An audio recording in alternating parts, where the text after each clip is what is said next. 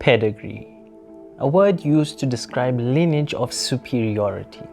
The three letters GTI are some of the most renowned throughout the car industry for many years, which means, you guessed it, it reeks of pedigree. When VW slap these three letters on a car, you can expect something special to come out of it. But nowadays, people do not always worry about pedigree and what drives the best.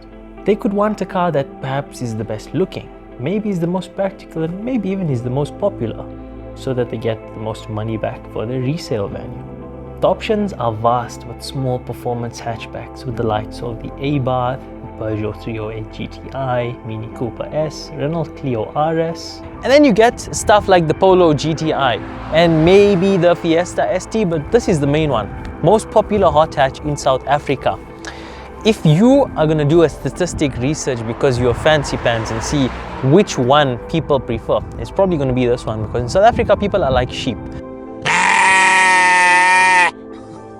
One buys, the rest follow. It's more about image than about anything else. No! But besides that, it's an excellent driving little car. So let's jump in and see what all the fuss is about, shall we? As soon as you jump in the Polo GTI, it's quick to see why it's pretty much the most popular small hatchback in South Africa. There's good reason. It is fantastic. It feels very light on its feet. It is responsive. DSG box. DSG is double clutch gearbox. I'm not going to try and pronounce doppler, I don't know how to pronounce that. But because of the double clutch gearbox, smooth, quick shifts in auto and manual mode. Of course, on hills you get a slight little tint of a jerk because it is a double clutch box. You get a little bit of a jerk here and there. But overall, it's a fantastic box and it's proven itself over the years, over and over. The Polo feels very, very responsive. The steering is excellent. It feels like a small Golf GTI. And that is the highest of compliments because, again, that's pretty much one of the best hot hatches, if not the best hot hatch ever made. So, this car sounds very nice. Click up there to watch the sound video that we had of this car.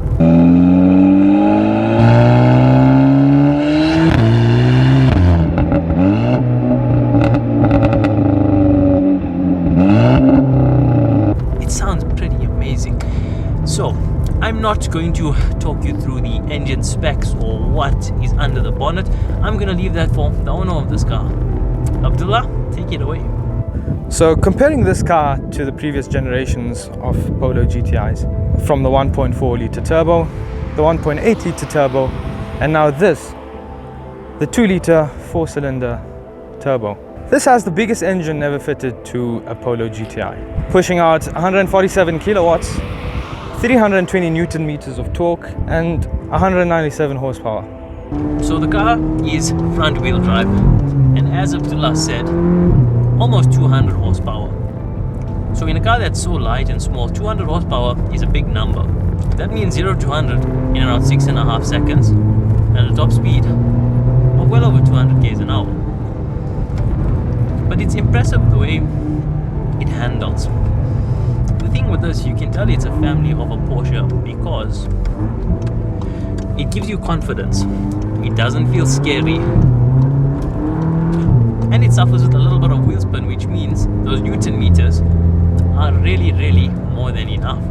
Again, for such a small car, you don't need so much of power to go very fast.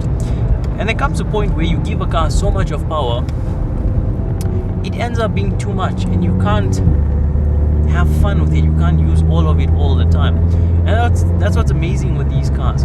You can use all of it pretty much all the time. And it's tiny, so it's great for town. Visibility is excellent. The ride is a little firm because it's a Polo GTI, but also adaptive dampers. You put it in the different modes, it adjusts with the modes. Excellent steering and just brilliance overall.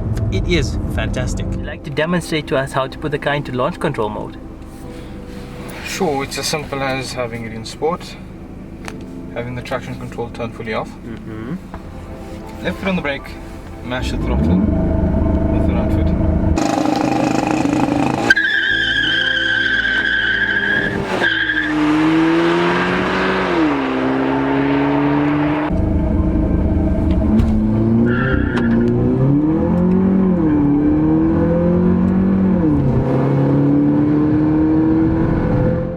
Nowadays, jumping into a small car doesn't leave you feeling like you're short on features.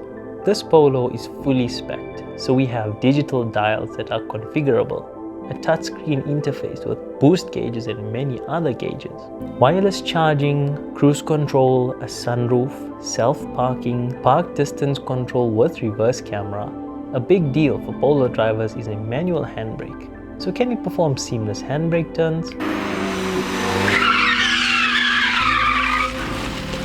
Yes, it can. And how's the rear legroom? It's not somewhere. So it's great. Although in South Africa, there is a slight stereotype towards Polo drivers. And judging from this owner, they do have a bit of cake-lighty tendencies. No! So it's all well and good that Polos are amazing and popular and they have all their good stuff, but the owner himself has done a good amount of mileage in this car. So what's not great about this car? What don't you like over the time you've been using it? Well, let's start with the gearbox. Start with lots of problems. Okay, we start with the gearbox. Alright. Normal DSG problems. Bouncing on the gears, refusing to take a few gears, and your jerks at low RPMs. It's not the smoothest in the world. Not the smoothest in the world. However, it does deliver powers quite seamlessly, under heavy acceleration especially. Other issues include the lack of oh-shit handles. Oh-shit handles, yes, that's your handles up there. Oh-shit handles is a must. The GTI gets a bit of styling upgrades over the standard car.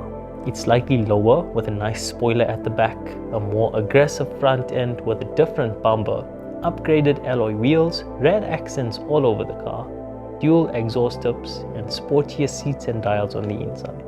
I find the plastic everywhere a little short of premium. Yeah, and let's be honest, these are very expensive nowadays. Especially if you fully spec them like this car, we're talking a lot of money. And I mean, to feel like everything's well built, don't get me wrong, but I get what you mean. Like if you feel on the doors, there's lots of plastics, lots of rubbers and stuff. It's not like, oh no, we forget like we're in a Polo. I get what you mean. It's kind of like they gave us the leather seats just to make us happy. Which is option also. That's an option only for South Africa apparently. Really? Shame. To be confirmed. Not all the information is true. Yeah, this is TAL. Okay. No, this is me in the car. And you get these also in the 6-speed manual. What made you go for the DSG? To be honest, I never had an option. Okay, that's alright. So, when I got the car, there was no option for the manual, which came out later. Which is why I'm sitting with the DSG. But I love it. I love DSG. I would have taken the DSG anyway because, well, seamless gear changes. I know you're all probably looking at me and thinking, boring. But I'm not looking at you, but I'm thinking it. When it comes to performance, I think DSG has a bit of the edge. When it comes to fun factor though, that's where the manual comes in. At the end of the day, if you want a more mature hot hatchback that comes with bucket loads of fun, the Polo GTI is your choice. It has enough space to be properly practical, looks that are subtle but classy and aggressive enough to be noticed, and enough power and DSG farts to put a smile on your face every time you drive it. The Polo GTI has good reason to be the most popular. It's flipping fantastic. Who are you guys talking to? Where this guy came from? Go away!